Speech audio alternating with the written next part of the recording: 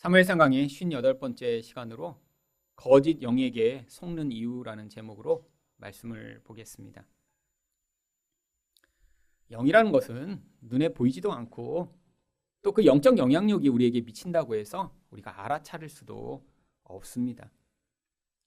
그렇기 때문에 이 영적 영향력이 인간에게 미치면 인간은 아무런 방비나 또 인식을 하지 못한 채로 그 영향력에 영향을 받을 수밖에 없죠. 성령을 받은 사람도 그래서 바람이 불매 그 바람이 어디서 와서 어디로 부는지 알지 못하듯이 그렇게 자신이 성령을 받았다는 사실을 인지하지 못하다가 그 성령이 우리 안에서 그 사람을 하나님의 사람으로 성장시켜 나가실 때 그것을 비로소 알게 되는 것입니다. 그런데 악한 영적 영향력도 그렇습니다. 그 악한 영의 영향력을 받는다고 해서 당장에 그것을 알게 되면 그것들을 피하거나 거부할 테지만 그 영향력을 주로 영적으로 받기 때문에 그것이 어떤 악한 영향력인지 또 자신에게 어떤 영향력을 미치는지 알지 못하게 되는 경우들이 많이 있습니다. 특별히 마귀는 이런 악한 영적 영향력을 미치는 바로 그 악의 근원입니다. 이 마귀가 어떤 식으로 사람들을 사로잡냐면 이런 악한 영적 영향력을 바로 거짓말이라고 하는 것을 통해 사람들에게 영향을 미치죠. 그래서 요한복음 8장 44절은 너희는 너희 아비 마귀에게서 났으니 너희 아비의 욕심대로 너희도 행하고자 하느니라. 그는 처음부터 살인한 자요 진리가 그 속에 없으므로 진리에 서지 못하고 거짓을 말할 때마다 제 것으로 말하나니 이는 그가 거짓말쟁이요 거짓의 아비가 되었습니다. 마귀를 거짓말쟁이, 거짓의 아비라고 이야기를 합니다. 그런데 여기서 이야기하는 거짓말은 우리들이 일상에서 하는 그냥 상황을 모면하기 위해 행하는 그런 거짓말을 이야기하는 것이 아닙니다. 본문에도 나오지만 바로 진리와 반대되는 이야기들을 거짓말이라고 하는 것이죠. 그런데 이 마귀가 이렇게 진리와 반대되는 이야기를 계속할 때 사람들이 그것에 속아 넘어가는 이유를 바로 욕심 때문이라고 이야기를 합니다.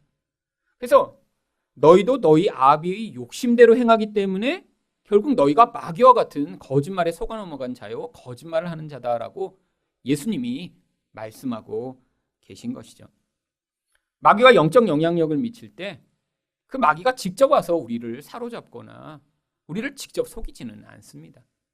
하지만 이 비진리라고 하는 것을 통해 사람들이 그 비진리를 진짜인 것처럼 믿게 만들고 원래 진리를 통해 영적인 것을 분별하고 하나님을 만나야 하는 자들이 바로 그 비진리로 말미암아 거짓된 것들을 붙들고 살아가게 만드는 그 영향력, 이것이 바로 마귀가 사람들을 속이는 아주 주요한 방법이죠.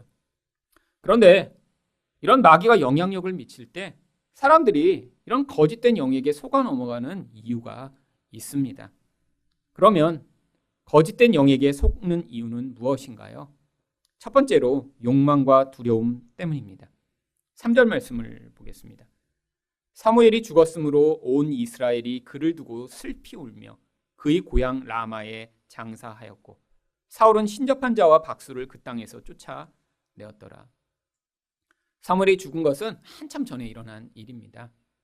그런데 이곳에서 다시 이 사무엘의 죽음을 언급하는 이유는 그 사무엘의 죽음 이후에 사울이 했던 어떤 일을 여기서 이야기하고자 하는 것입니다. 사무엘이 죽었을 때 사울은 그 땅에 있는 신접한 자들을 다 쫓아냅니다. 왜 그렇게 한 것일까요? 사무엘은 그때까지 이스라엘의 영적 지도자로 그가 이스라엘이 하나님을 버리고 우상을 섬기지 않도록 만드는데 가장 중요한 영적 영향력을 미쳤습니다. 근데 이 사무엘이 죽자마자 이 사울은 두려움에 사로잡혔던 거죠. 아니 이런 중요한 이런 지도자가 사라지고 나면 그 다음에 이 백성들이 혼란과 혼동에 빠지는 것은 아닐까?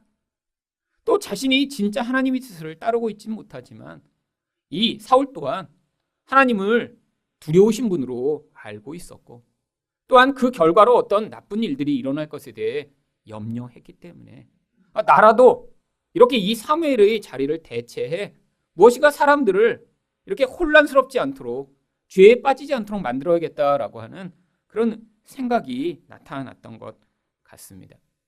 근데 여기에 나와 있는 이 신접한 자 박수들은 도대체 어떤 사람들인가요?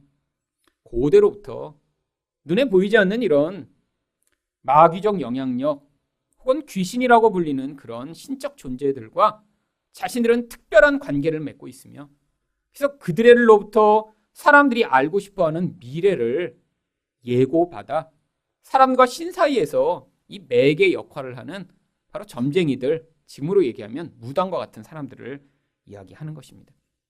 그런데 이런 점쟁이들이나 무당에 대해 성경은 아주 엄하게 금하고 있습니다. 레위기 20장 6절을 보시면 접신한 자와 박수 무당을 음란하게 따르는 자들에게는 내가 진노하여 그를 그의 백성 중에서 끊으리니. 하나님이 이렇게 하나님 백성이 특별히 이런 무당이나 점쟁이들을 의존하여 그들의 이야기를 듣고 따라가는 것을 하나님이 아주 싫어하신다라고 이야기를 하고 있죠. 그런데 바로 이것이 지금 오늘 본문의 배경이 되고 있습니다.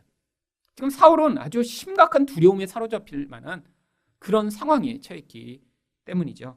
4절 말씀을 보시면 블레셋 사람들이 모여 수넴에 이르러 진침해 사울이 온 이스라엘을 모아 길보아에 진쳤더니. 이 수넴과 길보아는 이스라엘 북쪽에 있는 지역입니다.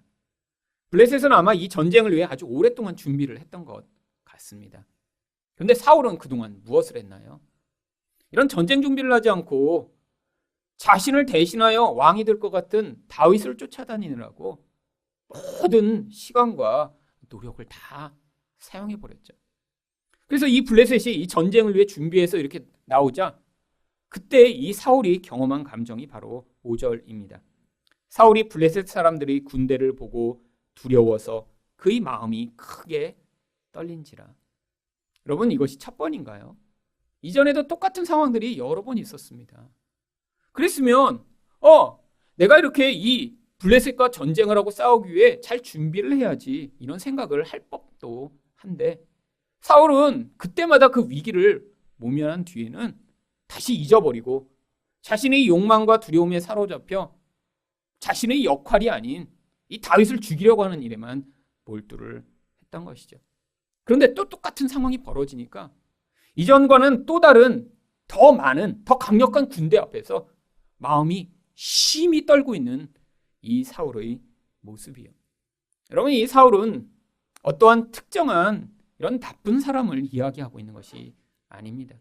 여러분, 모든 사람들이 다 바로 이 사울처럼 인간 안에 있는 욕망과 두려움으로 말미암아 눈에 보이는 어떤 강력한 힘과 영향력이 자신에게 미치면 이런 두려움에 사로잡히거나 또 자기 욕망을 이루려고 하는 그런 인생을 살아가고 있는 옛사람의 모형을 이 사울 통해 보여주고 있는 것이죠. 바로 인간 안에 있는 이 욕심과 두려움 때문에 우리는 거짓의 것에 쉽게 속아 넘어갑니다. 여러분, 마귀가 인간을 공격하더라도 그 사람이 이런 욕심과 두려움이 없다면 걸려 넘어들지 않죠. 마귀가 사용하는 가장 보편적인 두 가지 도구가 무엇인가요? 한 가지는 바로 이 인간의 욕심을 넘어뜨리려고 하는 유혹이라고 하는 도구입니다. 사람에 따라서 이 욕심이 아주 큰 사람이 있죠. 이런 사람들은 이 마귀의 도구인 이런 유혹에 쉽게 넘어져서 결국 자신과 다른 사람들을 파괴하는 인생을 살게 되는 경우가 많죠. 여러분, 근데 사람에 따라 욕심은 마음에 감추어 있고 바로 겉으로는 두려움이 아주 많은 사람들이 있습니다. 이 두려움이 많은 사람들은 주로 마귀의 어떤 시험에 걸려 넘어지나요? 상황을 어렵게 만들고 미래에 벌어질 어떠한 두려운 일들을 통해 마음을 그 두려움과 불안에 사로잡히게 만드는 방식으로 마귀가 공격을 하죠. 결국 사람들은 자기 욕망을 성취하고 두려움을 벗어나고자 몸부림을 치려 살아가다가 그게 점점 커지면 커질수록 이런 마귀의 속임수에 걸려 넘어지기 쉬운 것입니다. 여러분, 근데 성도는 어떤 존재인가요? 사람이 노력하면 이 욕망을 벗어날 수 있나요? 여러분, 아무리 노력하고 했어도 자기 마음의 이 중심에서 비롯된 이 욕망을 벗어날 수 없음을 우리는 알 수 있습니다. 여러분, 욕망이 왜 인간이 노력하는 것으로 벗어날 수 없죠? 절제하고 애쓰고 아무리 힘을 써도 이 욕망이라는 것은 원래 하나님의 생명이 사라져버린 인간의 영적 공허로부터 말미암는 결과이기 때문에 그 영적인 공허를 채우지 않고는 절대로 이 욕망과 두려움을 벗어날 수 없는 것입니다. 여러분, 그런데 하나님이 하나님 백성에게는 이 욕망을 벗어날 수 있는 길을 주셨습니다. 골로새서 3장 5절을 보시면 그러므로 땅에 있는 지체를 죽이라. 곧 음란과 부정과 사욕과 악한 정욕과 탐심이니 탐심은 우상 숭배니라. 여러분, 아무리 했어도 우리는 이 욕망이 만들어내는 무서운 영적인 범죄인 우상 숭배에서 벗어날 수 없는데 하나님은 우리에게 이 옛사람을 십자가에 못 박아 죽이라라고 명령을 하십니다. 무슨 얘기죠? 예수님이 바로 십자가에서 죽임을 당하신 그 자리에 우리의 이 육신 또한 같이 십자가에 못 박아 죽일 때 거기에서 영적 영향력을 받게 된다는 거예요. 어떻게 우리의 육신을 십자가에 못 박아 죽일 수 있나요? 바로 이런 욕망이 나를 힘들고 고통하고 거짓에 속아 넘어가게 만든다는 사실을 발견할 때마다 하나님, 이 나의 욕심으로 말미암는 이 무서운 죄악을 하나님의 영적인 그 능력과 은혜로만 벗어날 수 있사오니 저희 이 육신을 십자가에 못 박고 그것이 나를 지배하지 않도록 하나님 도와달라라고 예수의 십자가를 붙들 때 바로 그것이 우리의 영혼을 이 모든 욕망에서 자유롭게 만드는 그런 은혜의 통로가 되는 것이죠. 여러분, 또한 인간은 어떻게 두려움에서 벗어날 수 있나요? 바로 하나님이 성도에게는 하나님의 사랑을 이 복음 안에 담아 우리에게 보여주셨습니다. 그래서 요한일서 4장 18절을 보시면 사랑 안에 두려움이 없고 온전한 사람이 두려움을 내쫓나니 두려움에는 형벌이 있음이라. 두려워하는 자는 사랑 안에서 온전히 이루지 못하였느니라. 여러분, 우리가 이 두려움을 벗어날 유일한 길은 바로 하나님의 사랑을 받아들이는 길밖에 없습니다. 여러분, 왜 우리 교회에서 계속해서 복음을 이야기하나요? 이 복음은 바로 우리가 하나님의 사랑받을 자격과 능력이 없는데 하나님이 어떻게 우리를 사랑하셨는지를 계속해서 일깨워주는 것입니다. 여러분, 사람들은 끊임없이 사랑받고자 자기를 더 멋지게 만들고 어떤 자격 조건을 갖추고 또 어떤 멋진 모습을 사람들에게 보여주어 사랑을 받고자 하죠. 인정을 받고자 하죠. 하지만 이런 나의 능력과 나의 힘으로 얻어내는 사랑과 그러한 인정은 항상 조건적입니다. 그렇기 때문에 어떤 탁월한 능력으로 인정을 받은 사람일수록 그 능력과 그 지위를 잃어버릴까 봐 두려움이 점점 커지게 되어 있죠. 여러분, 학생 때는 어떻게 인정받고 싶나요? 1등하고 좋은 학교 가서 인정받고 싶죠. 그런데 여러분, 그렇게 1등하는 것 쉬운 일이 아닙니다. 엄청난 불안과 고통 속에 사실 그 1등의 자리를 유지하고자 하는 그런 몸부림을 쳐야죠. 여러분, 주변에 있는 얼마나 많은 경쟁의 대상들이 있나요? 차라리 학교 다닐 때 마음 편하게 다니는 거는 꼴등하는 애예요. 왜요? 경쟁을 할 필요가 없으니까요. 시험 볼 때마다 마음이 편안합니다. 여러분, 결국 자기 안에 있는 욕망과 두려움이 우리를 이렇게 힘들게 만듭니다. 여러분, 우리 또한 예수를 믿으면서도 여전히 자기 힘으로 하나님의 사랑과 인정을 얻어내려는 사람이 있어요. 아니, 세상에서는 이렇게 내가 어떤 능력과 힘을 발휘해 인정을 못 받는다고 하면 내가 하나님에게라도 나의 힘과 능력으로 인정을 받게 돼. 이게 가장 전형적인 율법주의며 성경의 보편적으로 나오는 바리새인들의 모습입니다. 여러분, 바리새인들이 왜 이렇게 열심을 내며 율법을 지켰나요? 바로 그 율법을 통해 하나님의 인정과 사랑을 얻어내려고 한 것이죠. 여러분, 복음과 바로 반대되는 태도인 것입니다. 여러분, 왜 저희 교회에서 자꾸 이 복음을 이야기하며 이 인간의 죄가 얼마나 무서운 것인가를 자꾸 끄집어내서 여러분에게 말씀을 드리나요? 저도 여러분의 죄를 언급하지 않고 그냥 사랑하세요. 우리 다 좋은 사람입니다. 이렇게 포장할 수 있잖아요. 왜 자꾸 그냥 속에 감춘 죄를 자꾸 그냥 매주 끄집어내서 일주일간 그거 모른 채로 살았는데 주일날 오고 나면 여러분 불편하시죠? 근데 왜 자꾸 저도 그렇게 하는 거죠?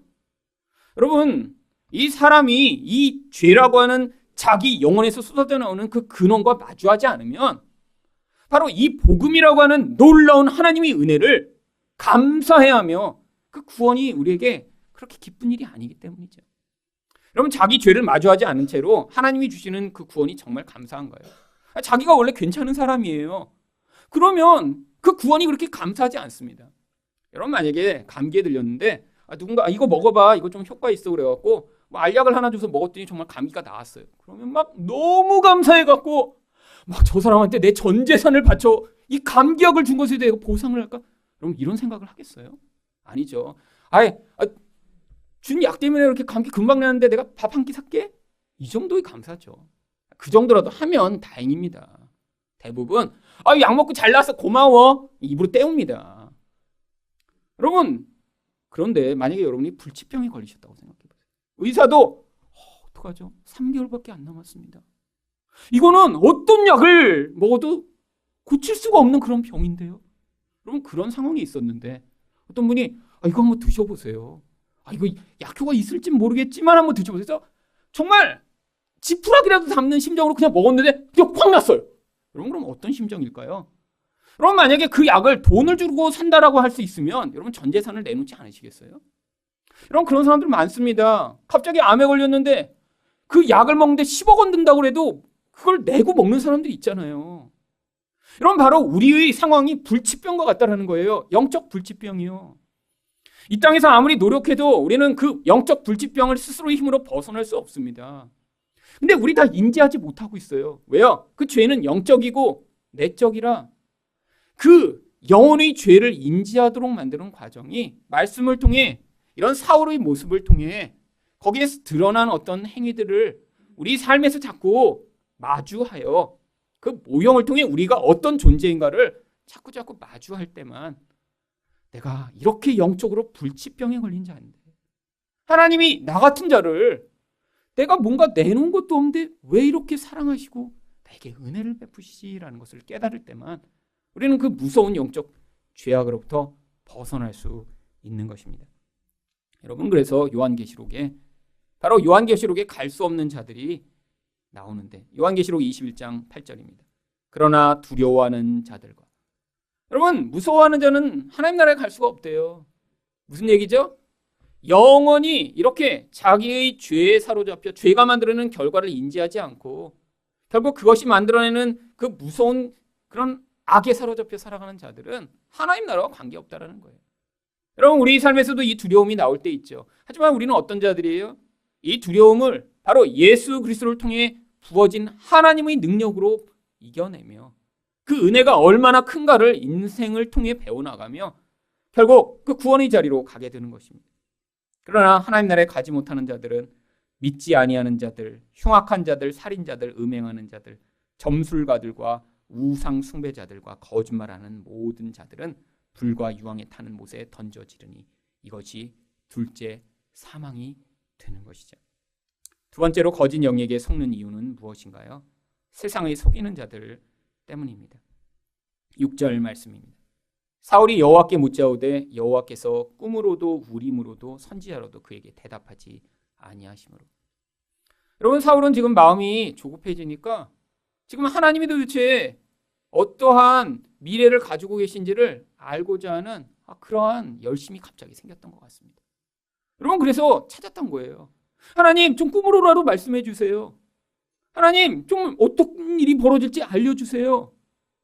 그런데 여러분 이 사울은 하나님과 관계가 완전히 끊어진 사람입니다. 여러분 이미 우리가 말씀을 통해 배웠지만 이렇게 다윗을 도와줬다는 이유로 60명이 넘는 제사장들과 그 일족을 다 죽여버린 자가 바로 사울이죠.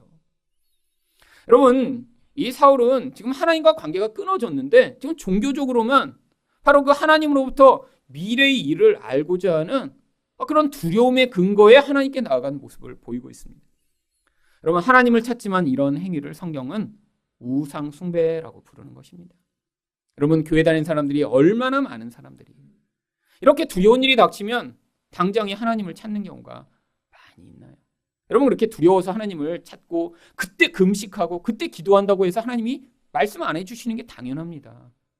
여러분 하나님과의 관계 안에서 하나님의 뜻을 알게 되고 하나님과의 관계 안에서 하나님이 누구신가 나를 향한 어떤 계획과 목적을 가지고 계신가에 대한 그 근원적인 견고함이 없는 채로 어떤 상황에 대해서 미래가 어떻게 될 것인가 알기를 원한다고 해서 하나님이 알려주시지 않습니다. 왜요? 이런 사람은 하나님을 우상으로 지금 취급하고 있는데 하나님이 우상 취급을 받으면서 그 존재에게 반응을 하실까요? 결국 자기가 알고 있는 방법으로는 하나님 뜻을 알지 못하자 7절에서 그가 어떤 방법을 취하나요? 사울이 그의 신하들에게 이르되 나를 위하여 신접한 여인을 찾으라. 내가 그리로 가서 그에게 물으리라. 결국 신접한 여인을 찾기 시작합니다. 신접했다는 게 무엇인가요? 귀신의 영이 들어와서 그에게 미래도 알려주고 사람들에 대해서도 정보도 주는, 결국 지금으로 이야기하면 아주 신령한 무당이죠. 아니, 무당 중에도 이렇게 급이 있다고 합니다. 제일 높은 급에 있는 게 작두 타는 무당이래요. 왜요? 귀신이 들어가 그 힘으로 그를 사로잡아야 그런 놀라운 신비한 능력을 보이니까요. 그래서 이 신접한 뭔가 이렇게 능력이 있는 가짜 말고 이런 여자를 찾으라고 하는 것이죠. 여러분, 그리고 그런 사람을 찾자마자 8절 상반절에서 사울이 그녀를 찾아갑니다. 사울이 다른 옷을 입어 변장하고 두 사람과 함께 갈새. 왜 변장하고 간 것인가요? 두 가지 이유가 있습니다. 지금 이 사울과 블레셋이 이렇게 대치하고 있는데 이 엔돌이라고 하는 곳은 바로 이 블레셋군이 대치하고 있는 그 뒤쪽에 있는 마을이에요. 지금 그러니까 이 블레셋 군대를 통과해서 가지 않으면 그녀를 만날 수가 없습니다. 아니, 왕복을 입고 가다가 잡히면 어떻게 되겠어요? 그래서 몰래 변장하고 밤에 이 블레셋 군들 사이를 통해서 지금 그쪽으로 가려고 지금 변장을 한 것이죠.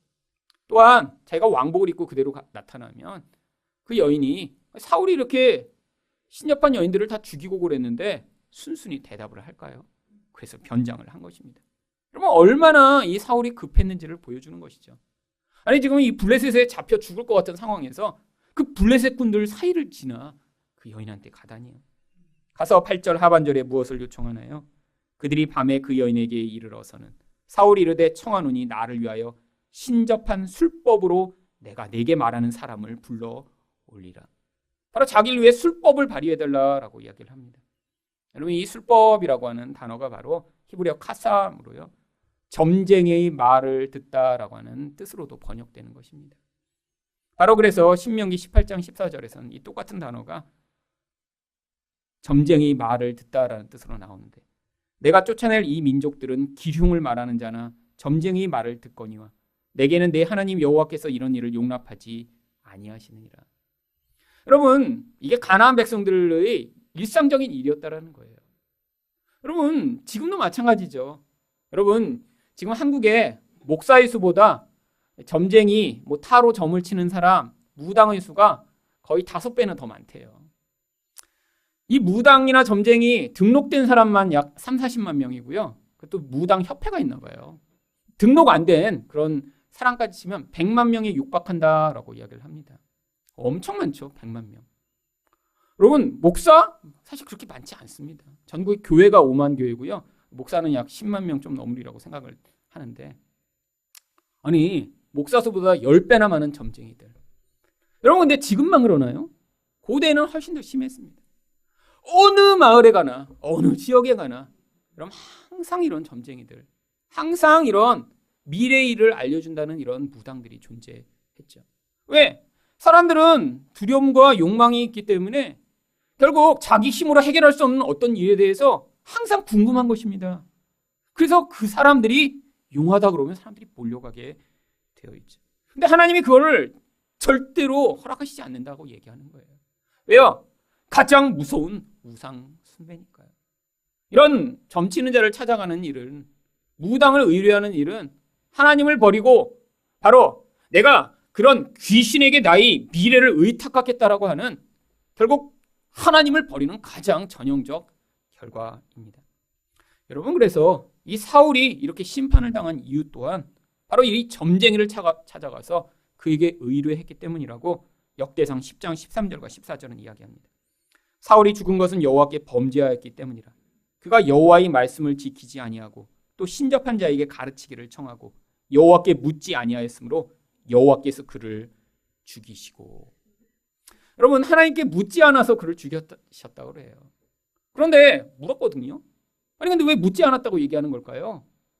여러분, 하나님과 관계가 끊어진 자에게 하나님이 말씀하셔도 들을 수가 없습니다. 여러분, 지금 세상을 향해 하나님 계속 말씀하고 계시잖아요. 너희가 그런 죄악 가운데 있으면 멸망당하고 만다.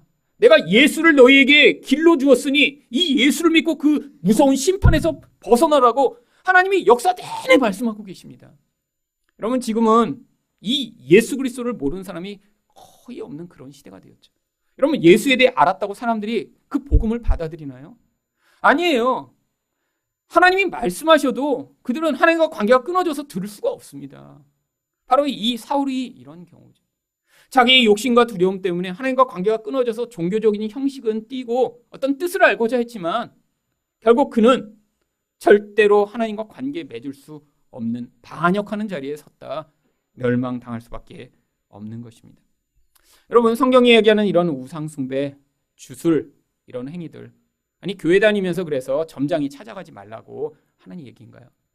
물론 교회 다니면서도 점장이 찾아가는 분이 있다고 해서 정말 그런 얘기를 들을 때마다 제가 충격을 받지만 여러분, 그런 얘기하는 건 아닙니다. 물론 교회 다니면서 이렇게 하면 안 됩니다. 정말 하나님은 우리가 우리 미래를 하나님께 의탁하여 이런 두려운 일이나 내가 원하는 일이 일어나지 않더라도 하나님이 내 인생을 책임지심을 믿기를 원하시는 거예요. 근데 사람들은 뭘 원해요? 믿음이 아니라 구체적 증거를 원하죠. 증거를요. 여러분, 그건 바로 믿음의 행위랑 정반대되는 행위입니다. 여러분, 그거 바로 하나님이 그거 하는 자들 다 멸망시켜버리시겠다고 하신 거예요. 하나님이. 왜 이 인간의 무서운 욕망과 두려움을 이용해 사람들을 영적으로 의존되게 만들어서 하나님이 아닌 그런 잘못된 것에 대한 의존으로 살아가는 자들, 이거 하나님 멸망시키겠다고 한 거예요. 근데 왜 여기서 우리가 벗어날 수 없죠? 여러분, 바로 인간 안에 사울과 같은 옛사람이 존재하기 때문입니다. 여러분, 그래서 이 옛사람이 만들어내는 아주 현저한 결과가 바로 갈라디아서 5장 19절과 20절에 나옵니다. 육체의 일은 분명하니 우상 숭배와 주술과. 여러분, 인간이 육신을 다 가지고 있잖아요. 그러면 당연한 결과를 뭘 만들어낸다는 거예요? 우상 숭배하게 된다는 거예요. 하나님 말고 자꾸 다른 것 의존하게 된다는 거예요. 그렇게 의존하게 되면 또 반드시 하게 되는 게 무엇입니까? 주술을 하게 된대요. 여러분, 이 주술이 무엇인가요? 바로 이런 내 미래를 보장받고자 뭔가 특별한 지식과 신비한 정보를 가져서 그것으로 내 미래를 보장받고자 하는 행위를 주술이라고 하는 것입니다. 고대에는 이 주술사들이 자기들만이 가진 특별한 마법책들을 가지고 있었습니다. 그래서 그 자기들의 그런 길드라고 하는 그런 집단에 들어오지 않으면 그 마법의 비밀을 서로에게 공유하지 않았어요. 여러분, 그런데 에베소에서 어떤 일이 벌어졌죠? 바울 사도가 복음을 전했더니 사람들이 그 마법책을 불태우기 시작한 거예요. 그 마법책은 엄청나게 비싼 것입니다. 왜? 딴 사람들은 모르는 비밀스러운 이야기가 거기 담겨 있어서 그걸로 사람들은 돈벌이를 하고 있었거든요. 근데 복음이 전파됐더니 사람들이 그걸 다 불태우기 시작한 거예요. 그래서 에베소에서 소동이 나기 시작했죠. 여러분, 그래서 이런 마법을 의존하고 타로 보는 점 보는 책을 가지고 있으면 여기 나와 있는 주술을 하는 것인가요? 아니에요. 인간이 자기 욕망과 두려움을 끊임없이 영향을 받아 욕망을 이루고 두려움을 피하고자 이런 신비한 정보나 남이 알지 못하는 그런 지식으로 내 미래를 보장받고자 하는 모든 행위가 바로 주술입니다. 그렇다면 지금 한국에 있는 모든 사람들이 다 하고 있어요. 여러분, 한국에 얼마나 많은 사람들이 나를 따라오면 너희 욕망을 이루고 너희 두려움을 피할 수 있다고 특별한 정보를 팔고 있나요? 여러분, 바로 그런 특별한 정보를 많이 팔고 있는 사람들, 한국에 가장 많은 영역이 바로 교육계와 바로 부동산입니다. 부동산. 여러분, 여기 아무나 못 들어가요. 그래서 입시 설명회가 딱 어디서 됐다. 근데 그 입시 설명회 하는 사람도 이런 특별한 지식을 가진 사람이에요. 내 말을 듣고 따라와야 어떻게 된다고요? 좋은 학교 갈 수 있다. 그러면요, 막 벌떼처럼 사람들이 모여듭니다. 아니, 누군가 내 말을 듣고 투자하면, 왜요? 이 부동산 얼마나 지금 유동해요. 아직도 이렇게 집값이 올라가고 있는데 또 어떤 사람이 얘기합니다. 앞으로 반드시 폭망할 거라고. 근데 이런 사람이 인기가 없어요. 어떤 사람이 있죠? 부동산은 불패라고 이렇게 얘기해 주면서 요 지역에 한번 투자해 보세요. 이러면 집값이 확 오릅니다. 여러분, 이런 사람들이 엄청나게 지금 영향력을 미치고 있죠. 여러분, 꼭 어디 점집에 가야 주술을 하나요? 요즘은 유튜브로도 점을 칠 수 있어요. 누가 여기에 투자하세요. 유튜브 보고 여기 투자해야겠구나 가서 투자하고. 그랬다가 올해 엄청 망한 사람들 많죠. 비트코인에 투자했다가. 지금 다 울고 있습니다. 여러분, 세상은 지금 이 욕망과 두려움을 이용해 끊임없이 주술을 하고 있는 거예요. 미래가 두려우니까요. 불안하니까요. 여러분, 이게 바로 인간의 모습이죠. 여러분, 근데 하나님 백성은 바로 이 과정을 통해 이 욕심과 두려움이 얼마나 하나님 앞에 죄악인가를 깨닫게 하시며 그것을 이런 눈에 보이는 미래의 정보를 알고 특별한 기회를 얻어서 벗어나려고 하는 것이 아니라 하나님을 신뢰함으로 말미암아 하나님의 인도하심을 경험하며 찬양하는 자가 되도록 만들어 가시고자 하는 것입니다. 마지막으로 거짓 영에게 속는 이유는 무엇인가요? 진짜처럼 가장하는 거짓 영 때문입니다. 11절 말씀입니다. 여인이 이르되 내가 누구를 내게로 불러 올리랴 하니 사울이 이르되 사무엘을 불러 올리라 하는지라. 여러분, 이 사무엘상의 이 본문은 주석가들도 아주 많이 헷갈리고 있는 부분입니다. 그래서 어떤 주석을 읽으면 여기서 올라온 사람이, 여인이 부른 사람이 진짜 사무엘이다라고 이야기를 하는 사람도 있어요. 여러분, 이거 사무엘 아니에요. 여러분, 생각해 보세요. 귀신의 영과 접신을 해서 그것들을 보여주는 이 사람이 진짜 사무엘을 불러올 수 있을까요?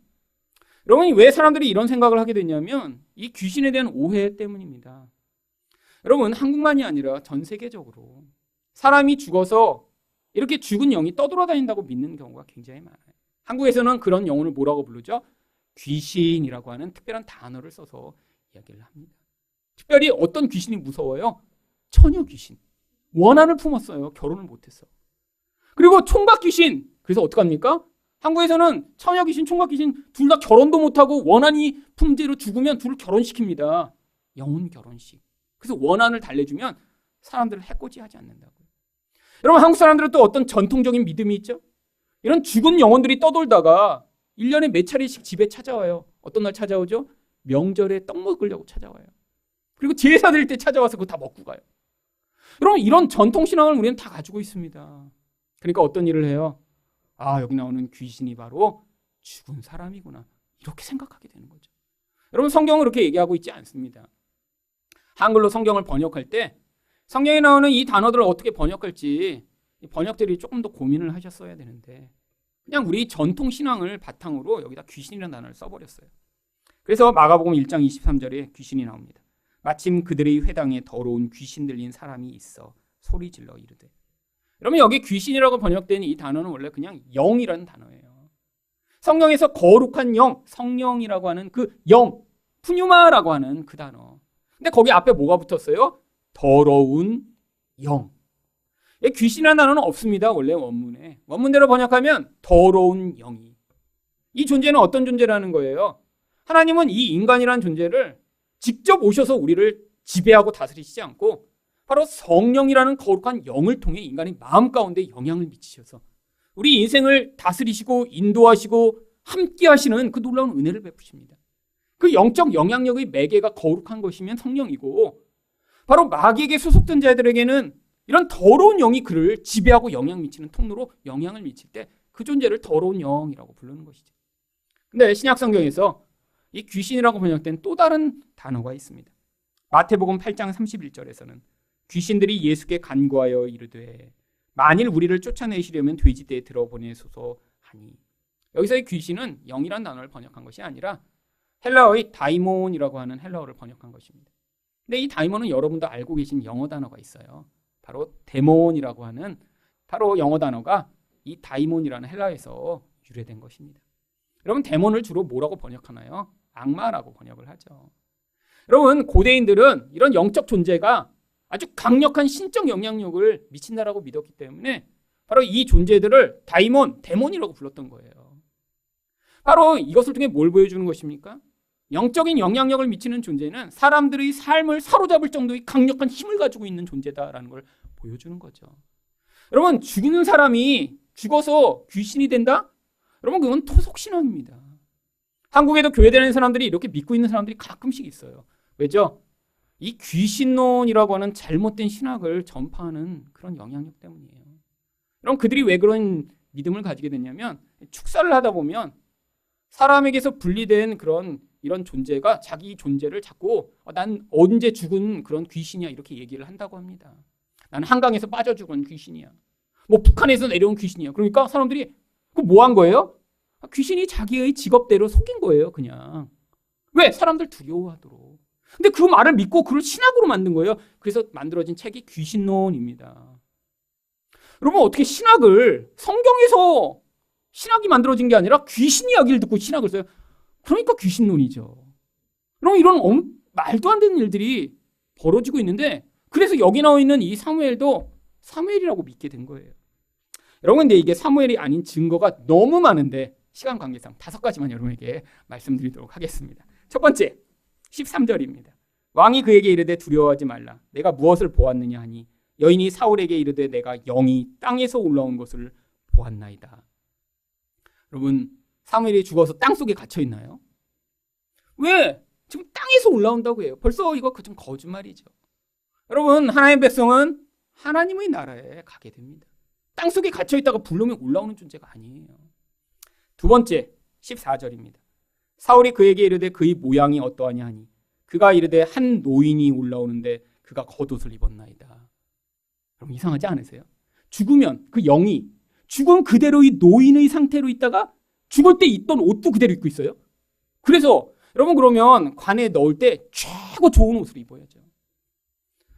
여러분, 이건 말도 안 되지 않으세요? 여러분, 그럼 얼마나 불행해요. 우리가 죽을 때 그 꼬부랑 할머니와 꼬부랑 할아버지의 모습으로 나중에 영원히 영이 그렇게 사는 거예요. 그리고 죽을 때 이 옷을 입고 그대로 나중에 나타나요?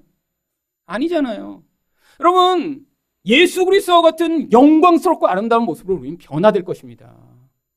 나중에 평소에 입던 옷 입고 나타나서 평소에 양복 입었는데 양복 입고 나타나셨어요? 그런 존재가 아니라는 거죠. 사기예요, 사기 벌써. 그 다음 15절 보세요. 사무엘이 사울에게 이르되 내가 어찌하여 나를 불러 올려서 나를 성가시게 하느냐. 막 사무엘이 불렀더니 막 짜증을 내요. 그러면 이게 지금 평소에 거룩하고 정말 하나님의 사람으로 살던 사람이 죽고 났더니 이렇게 막 짜증이 잔뜩 그냥 늘어갖고 막 왜 불렀어? 그냥 막 화를 내고 막. 그 다음에 19절 보세요. 여호와께서 이스라엘을 너와 함께 블레셋 사람들이 손에 넘기리니 내일 너와 내 아들들이 나와 함께 있으리라. 여러분, 사울이 지금 죽으면 어떻게 되는 거예요? 나와 함께 있으리라. 지금 사무엘이 어디가 있는데요? 그럼 천국에 데려가기 시작했다는 거예요, 지금 사울을? 여러분, 그 다음에 20절 상반절 보세요. 사울이 갑자기 땅에 완전히 엎드러지니 이는 사무엘의 말로 말미암아 심히 두려워하며. 여러분, 사무엘은 어떤 사람입니까? 왕을 보좌하여 왕을 믿음으로 세워주고 그를 위해 눈물로 기도하며 밤새도록 하나님, 이런 불쌍한 사울을 하나님 넘어지지 않도록 도와주세요라고 간구하던 그런 하나님의 사람인데, 죽고 나서 이렇게 영혼이 됐더니 막 그때는 막 저주를 퍼부어서 막 사울을 무너뜨리는 자가 되어버렸나요? 아니, 여기 명확한 증거가 있는데도 많은 사람들이 이것들을 이런 사물의 영혼을 부른 것이라고 착각을 합니다. 왜요? 믿고 싶은 대로 믿어서 그래요. 사람들이 지금도 어떤 생각을 하나요? 사람이 죽으면 영이 떠돌다가 이렇게 사람을 찾아서 괴롭히기도 하고 힘들게도 하고 한다는 거예요. 안 그렇습니다. 예수님이 자기와 함께 십자가에 달렸던 강도에게 그날 무슨 말씀을 하셨어요? 내가 오늘 나와 함께 낙원에 있으리라. 여러분, 이 땅에서 우리가 죽으면 육신은 소멸될지 몰라도 우리 영혼은 바로 예수를 믿는 자는 하나님 품에 안기게 되는 것입니다. 여러분, 누가 이렇게 귀신 들린 사람이 부른다고 해서 막 오고 그러는 거 아니에요.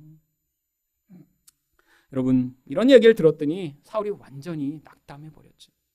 그랬더니 20절 하반절에서 어떤 일이 벌어졌나요? 그의 기력이 다하였으니 이는 그가 하루 밤낮을 음식을 먹지 못하였습니다. 여러분, 하루 종일 밥도 굶었어요. 아마 너무 긴장하고 힘들어서 밥을 못 먹었던 것 같습니다. 그래서 완전히 지금 낙담이 되었더니 그랬더니 그 신접한 여인이 자기 송아지를 잡아 이 사울을 대접합니다. 22절입니다. 그런즉 청하건대 이제 당신도 여종의 말을 들으사 내가 왕 앞에서 한 조각 떡을 드리게 하시고 왕은 잡수시고 길 가실 때에 기력을 얻으소서. 성경에 의하면 이 절이 여러 절이 나와요. 5절 정도가. 송아지를 잡고 그를 요리하고 이 사울을 대접하는 이 모습. 여러분, 왜 성경이 이야기를 기록하고 있나요? 사실 앞에 나온 다윗의 이야기와 대조하기 위해서입니다. 여러분, 다윗도 이렇게 두려움에 사로잡혔던 적이 있어요. 낙심했던 적이 있어요. 그때 무슨 일이 벌어졌나요? 아비가일이 찾아왔습니다. 아비가일이 많은 음식을 가지고 와서 이 힘들었던 다윗과 다윗의 사람들을 위로했죠. 하지만 아비갈이 했던 진짜 중요한 일이 무엇이죠?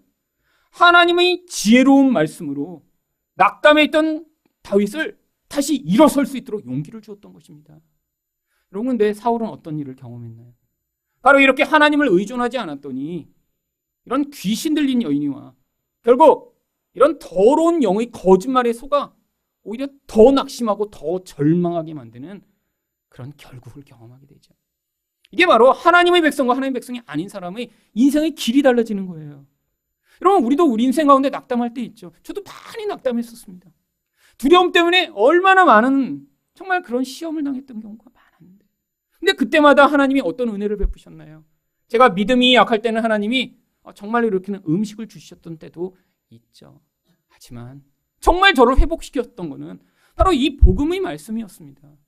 당장 뭐가 잘 될 거라는 그런 얘기가 아니라, 내 인생은 죽더라도 안심할 수 있구나라는 내 미래에 대한 그 확신이요. 당장 벌어질 좋은 일이 아니더라도 하나님이 내 인생을 꼭 붙들고 가시고 있구나라는 사실을 믿게 만드는 그 약속이요. 여러분, 그런 말씀을 다른 사람을 통해 묵상하면서 들어가면서 그 요동하고 두려워하던 제가 믿음을 가지게 되었죠. 여러분, 여러분 인생 가운데도 바로 복음의 말씀으로 그런 은혜를 경험하고 계시다면, 바로 여러분이 이런 두려움 가운데 있더라도 하나님의 은혜를 받아가며 하나님의 사람으로 성장하고 있다라고 하는 증거인 것입니다. 여러분, 내 사울은 왜 이렇게 속게 됐나요? 이것도 다 하나님이 허용하신 것입니다. 바로 자기 욕심과 두려움으로 이렇게 세상에서 속아 넘어가는 것 자체를 성경은 심판이라고 이야기를 합니다. 데살로니가 후서 2장 11절과 12절을 보시면, 이러므로 하나님이 미혹의 역사를 그들에게 보내사 거짓 것을 믿게 하심은 진리를 믿지 않고 불의를 좋아하는 모든 사람들로 하여금 심판을 받게 하려 하심이라. 여러분, 세상의 사람들은 다 이렇게 거짓의 것에 지금 속아 살고 있습니다. 우리도 다 그랬죠. 돈이 하나님인 것처럼 살았고요. 세상에서 내가 더 성공하고 나의 안정과 쾌락을 더 보존하는 것이 나의 미래의 꿈이며 행복이라고 속아왔다면, 바로 이 진리의 말씀을 통해 우리 하나님과 예수님이 나의 인생을 붙들고 인도하고 계시다는 사실을 믿는 자로 성장해 나가는 것. 그래서 내가 지금 무엇을 하냐 안 하냐의 문제가 아니라 내 인생의 근원이 하나님 안에 보호받고 있다는 사실을 믿는 것. 이게 바로 하나님 백성에게 주어지는 놀라운 은혜인 것입니다. 바로 이런 복음의 말씀으로 여러분이 근원 안에서 하나님을 온전히 신뢰하는 여러분 되시기를 축원드립니다.